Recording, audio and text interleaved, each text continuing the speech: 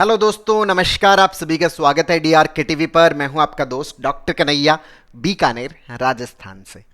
दोस्तों, बहुत सारे लोगों के साथ में ये शिकायत रहती है कि उनका जो दिमाग है वो हर वक्त चलता रहता है, दिमाग शांत नहीं हो पाता, हर वक्त एक घुटन सी महसूस होती रहती है, रोना जैसा फील होता रहता है। तो ये जो हर वक्त दिमाग चलने की जो शिकायत है, ये जो ओवर थिंकिंग की शिकायत है, इसको हम पूरी तरह से कैसे खत्म करें, इसी के ऊपर ये साइंटिफिक सेशन मैं आप लोगों को समर्पित कर रहा हूं। इसको बहुत अच्छे समझना, बहुत अच्छे से अंडरस्टैंड करना। दोस्तों, ये जो एग्जाम्पल मैं आप लोगों के साथ में शेयर कर रहा हूं, ये एक 38 ईयर ओल्ड फीमेल का एग्जाम्पल है, जिनको ये शिकायत रहती है कि हर वक्त दिमाग में कुछ ना कुछ चलता ही रहता है, बहुत ज़्यादा घबराहट होती रहती है, बहुत ज़्यादा घुटन सी महसूस होती रहती है। अच्छा, और किस तरह से छोटी छोटी जो चीज़ें हैं वो इनके दिमाग के अंदर क्या हो जाती है, स्टक हो जाती है। जैसे मार्केट में गए, कुछ भी स्टक हो गया, घर पे हुआ कुछ भी स्टक हो गया। जैसे एग्जाम्पल के तौर पे कि जैसे इन्होंने बताया कि सर अभी हाल ही हमने क्या है कि हमारे घर पर हमारे जो फैमिली फ्रेंड है उनको हमने इनवाइट किया, पति पत्नी है वो हमारे घर पे आए, डिनर के लिए आए। तो हमने जैसे ही उनको खाना परोसा तो उस खाने को उन दोनों ने क्या है कि साथ में खाया। अच्छा, हमने कहा कि ठीक है हम अलग अलग परोस देते हैं, हमने उनको आइसक्रीम भी परोसी, लेकिन उन्होंने कहा नहीं नहीं हम तो साथ में ही खाएंगे। अब उनको देख के मेरे मन में ये विचार आया कि यार कितने अच्छे हस्बैंड वाइफ हैं, एक दूसरे की कितनी केयर करते हैं। देखो हस्बैंड कितना अपनी वाइफ की केयर कर रहा है, अपने पार्टनर की केयर कर रहा है, कितने एक दूसरे के प्रति लविंग है, कितना ये रोमांटिक है। अब ये सारा सीन देखकर मुझे बहुत ज्यादा घुटन हुई, मुझे बहुत ज्यादा खराब फील हुआ, मुझे बहुत ज्यादा रोना आया। उसके बाद तो मैं बहुत ज्यादा फूट फूट के रोई। मेरे दिमाग के अंदर क्या हुआ सर कि 10 दिन पहले का एक इंसिडेंस है वो दिमाग में चालू हो गया। अच्छा, ये 10 दिन पहले का इंसिडेंस क्या था कि मैं अपने हस्बैंड के साथ में मार्केट में गई थी। अब वहां पे मैंने अपने हस्बैंड को कहा कि अपन आइसक्रीम खाते हैं। अब मैं और मेरे हस्बैंड जैसे ही आइसक्रीम लेने गए तो मैं ये चाह रही थी कि आइसक्रीम जो है वो एक ही हो और उस एक आइसक्रीम को हम दोनों आपस में क्या करें, डिवाइड करके खाएं, आपस में ही उस एक आइसक्रीम को शेयर करके खाएं। क्योंकि मेरे दिमाग में ये था कि भाई शेयर करके खाएंगे ना तो उससे प्रेम बनता है, प्रेम बढ़ता है। पर हस्बैंड ने इसके लिए मना कर दिया कि नहीं अपन अलग अलग ही खाएंगे। तो ये बात मेरे दिमाग में चुभ गई। अब जब ये कपल हमारे घर पे आए तो उस समय वो बात जैसी मेरे दिमाग में आई तो मुझे बहुत ज्यादा घुटन फील हुई कि यार देखो दुनिया में तो कितना प्रेम है, ये लोग तो कितना आपस में प्रेम कर रहे हैं और हमारे बीच में बिल्कुल भी प्रेम नहीं है। मेरे हस्बैंड मुझे बिल्कुल प्रेम नहीं करते, मेरे हस्बैंड मुझे बिल्कुल भी चाहते नहीं है, मेरे हस्बैंड बिल्कुल भी केयर नहीं करते, हमारे बीच में बिल्कुल भी किसी भी प्रकार का रोमांस नहीं है। इसके बाद मैं बहुत ज्यादा फूट फूट कर रोई। यहां पर दोस्तों ये जो पूरा सीन हुआ, अगर हमें इस सीन से अपने आप को नॉर्मलाइज करना, यहां पर इस तरह के इवेंट्स सर बहुत सारे हमारी जिंदगी में होते रहते हैं। जैसे इन्होंने बताया कि सर मैं अगर कहीं पर भी किसी भी कपल्स को देखती हूं या कहीं पर भी किसी को भी देखती हूं तो मेरे दिमाग में ये आने लग जाता है कि यार देखो वो कितने अच्छे हैं, हम गड़बड़ है, वो देखो कितने मजे कर रहे हैं, हम नहीं कर रहे। किसी का भी मैंने सोशल मीडिया पे फोटो देखा जिसमें कपल है वो आराम से घूम रहे हैं, तो मेरे मन में हर एक चीज को लेकर कंपैरिजन स्टार्ट हो जाता है। तो हर छोटी छोटी जो चीज है वो दिमाग में क्या हो जाती है, स्टक हो जाती है, रुक जाती है। तो दोस्तों ये जो हर छोटी छोटी जो चीज है जो दिमाग में स्टक हो रही है, रुक रही है, इससे अगर हमें बाहर निकलना है तो यहां पर हमें प्रॉपर तरीके से सीबीटी का प्रैक्टिस करना पड़ेगा, कॉग्निटिव बिहेवियरल थेरेपी का अभ्यास करना पड़ेगा। अब यहां पर सीबीटी का प्रैक्टिस क्या है उसको थोड़ा सा समझने की जरूरत है। यहां पर बेसिकली एक गड़बड़ क्या कर रखी है कि हमने हमारे दिमाग के अंदर एक आदर्श जो जीवन होता है ना उसकी एक परिभाषा बना रखी है कि आइडियलिस्टिक लाइफ जो है वो कैसी होनी चाहिए। अब आदर्श जीवन जैसी है जो हमने परिभाषा बना रखी है, उसी परिभाषा के अनुसार हमने एक आदर्श पति की परिभाषा बना रखी है। अच्छा, आदर्श जीवन में इस तरह की परिभाषा बना रखी होती है हमने कई बार कि लाइफ में ऐसा होना चाहिए, ये होना चाहिए, वो होना चाहिए, ये करना चाहिए। मतलब हम बहुत ज्यादा शुड स्टेटमेंट्स जो होते हैं ना वो यूज कर रहे होते हैं, मतलब रूल्स एंड रेगुलेशंस कि नहीं इसको ऐसे करना चाहिए, उसको ऐसे करना चाहिए, ये करना चाहिए, वो करना चाहिए। और हम इन सब करना चाहिए को हम क्या समझ रहे होते हैं, सही समझ रहे होते हैं, राइट कंसिडर कर रहे होते हैं। मतलब हमने हमारे दिमाग में क्या बना रखी है, एक आदर्श जीवन की कहानी बना रखी होती है। और वास्तव में जो जीवन है वो टोटली क्या है, एकदम डिफरेंट है, एकदम ही अनप्रिडिक्टेबल है।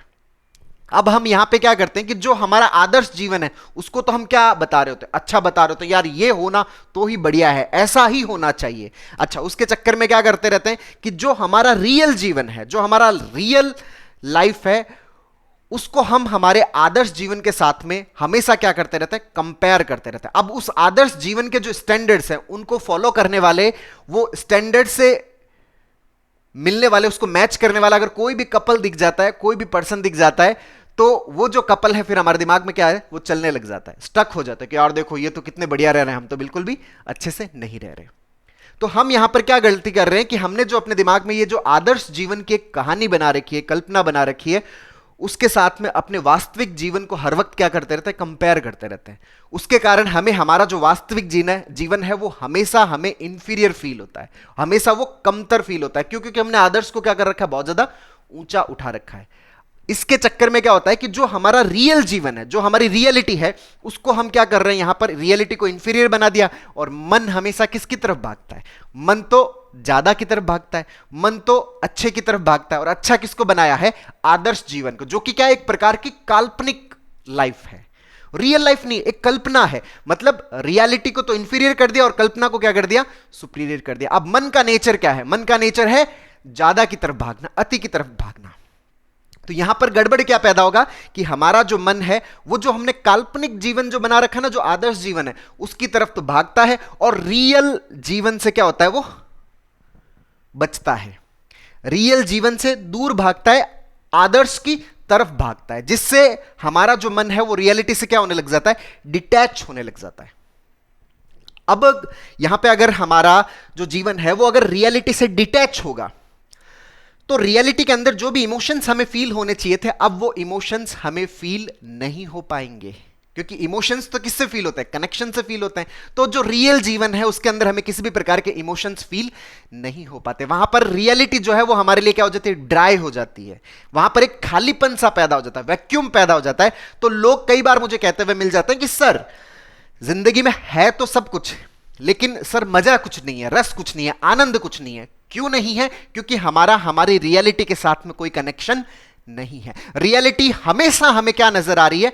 अपूर्ण नजर आ रही है, अधूरी नजर आ रही है। इस अपूर्णता, अधूरेपन के कारण हम अपनी रियलिटी के साथ में क्या नहीं कर पा रहे, जुड़ाव महसूस नहीं कर पा रहे, हम उसके पास में जुड़ नहीं पा रहे, उससे डिटैच हो रहे हैं, जिसके कारण रियलिटी के इमोशंस हमारे भीतर फील नहीं हो पाते। मतलब हम अपनी रियलिटी के साथ में कनेक्टेड फील नहीं कर पा रहे। क्यों? क्योंकि इंसान का जो मन है ना, वो अपूर्णता के साथ में, अधूरेपन के साथ में, कम के साथ में जुड़ ही नहीं पाता। वो तो क्या है, वो पूर्णता की तरफ जाना चाहता है। और पूर्णता हमने किसको बना रखा है? काल्पनिक जीवन को क्या बना रखा है?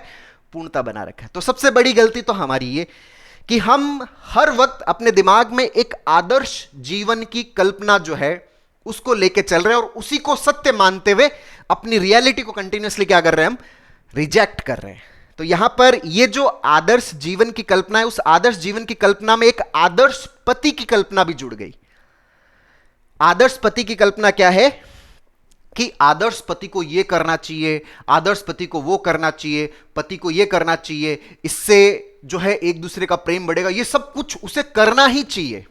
अच्छा, हमने हमारे दिमाग में क्या है, एक आदर्श पति की भी कल्पना बना ली। अच्छा, इससे क्या प्रॉब्लम क्रिएट हो रहा है कि हमारा जो पति है, मतलब हम दो पतियों के साथ में एक साथ रह रहे हैं, एक तो रियल पति और एक दिमाग के अंदर कौन सा है, आदर्श पति। यहां पे हमने अपने रियल पति को आदर्श पति के साथ में क्या करना शुरू कर दिया, कंपेयर करना शुरू कर दिया, जिसके कारण हमें हमारा जो रियल पति है वो हमेशा क्या नजर आ रहा है, कम नजर आ रहा है। आदर्श पति, जो काल्पनिक पति है, वो हमें क्या नजर आ रहा है, ज्यादा नजर आ रहा है। और उस आदर्श पति के स्टैंडर्ड को मैच करने वाला अगर कोई भी किसी भी दूसरे का हस्बैंड दिखता है तो हमें लगता है यार उसका जीवन कितना सुखी है, मेरा जीवन कितना खराब है, मेरे पास में वो आदर्श पति क्यों नहीं है। इसके चक्कर में हम हमारे रियल हस्बैंड को कंटिन्यूअसली क्या करते रहते हैं, रिजेक्ट करते रहते हैं।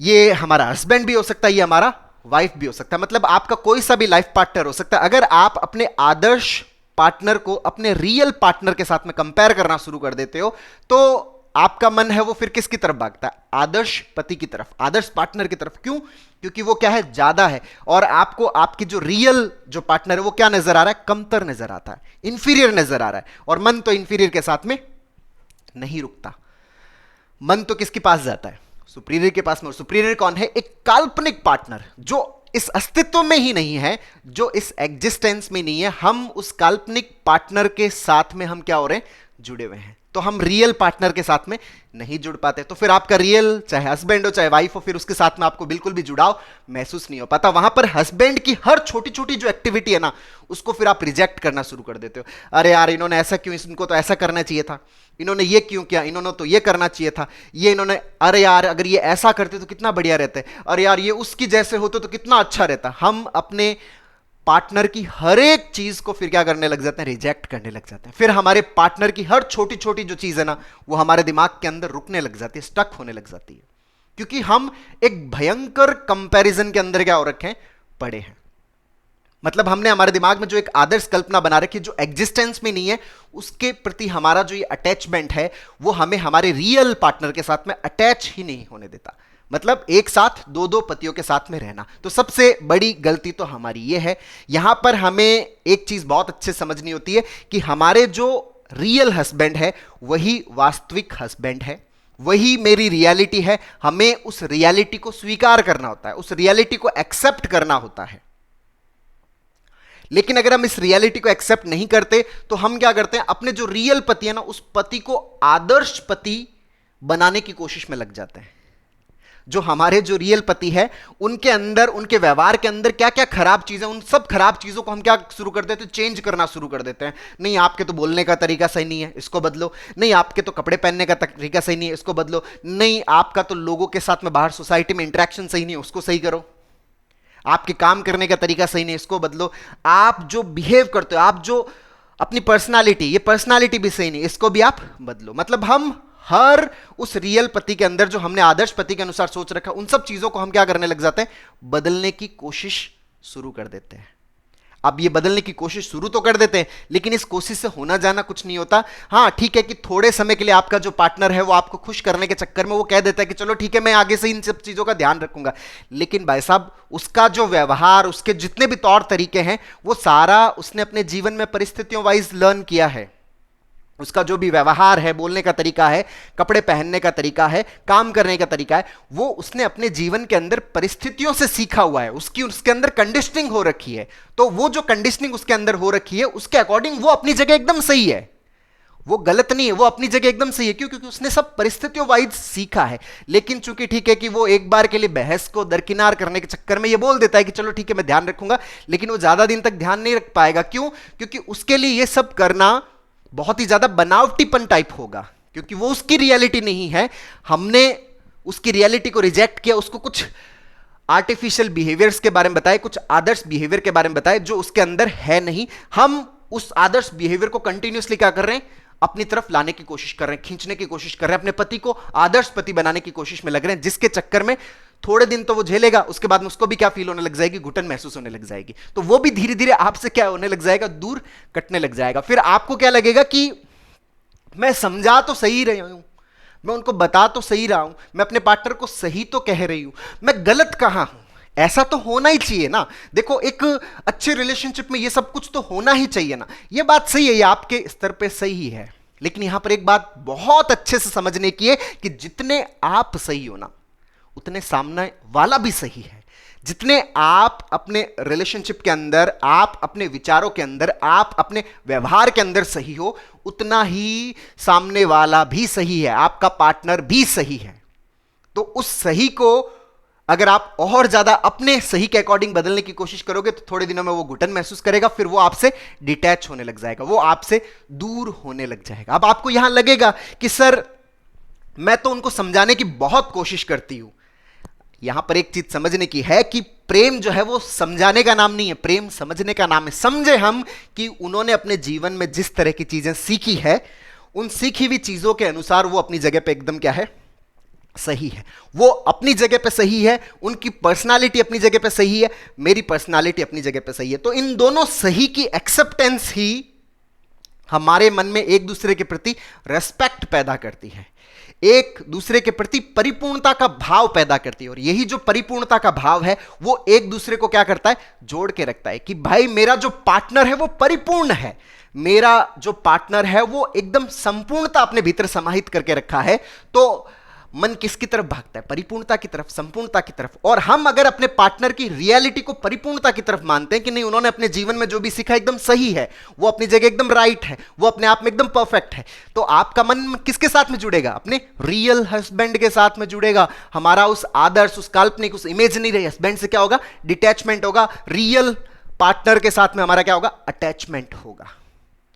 तो ये हमें अपने आप को बार बार सही तरीके से समझाना पड़ेगा, तभी हम ये जो छोटी छोटी हमारे लाइफ के अंदर जो चीजें हो रही है ना, जहां पर हम हर छोटी छोटी चीज के अंदर अगर कोई भी चीज स्टक हो रही है ना, इसका मतलब हम हमारे दिमाग में जो आदर्श जीवन को लेकर चल रहे हैं ना, उसको हम क्या कर रहे हैं? अपने रियल लाइफ के साथ में क्या कर रहे हैं? कंपेयर कर रहे हैं। और उस कंपैरिजन के अंदर हमारे रियल लाइफ के जो इवेंट्स है ना, वो हम उसको क्या समझते हैं? लो दर्जे के समझते हैं। हमारा ये जो परसेप्शन बना हुआ है ना कि नहीं, रियलिटी जो है वो इंफीरियरिटी वाली है, रियलिटी जो है वो अधूरी है, रियलिटी जो है वो कम है, तो आपके दिमाग में रियलिटी का हर एक इवेंट रुकना शुरू हो जाता है।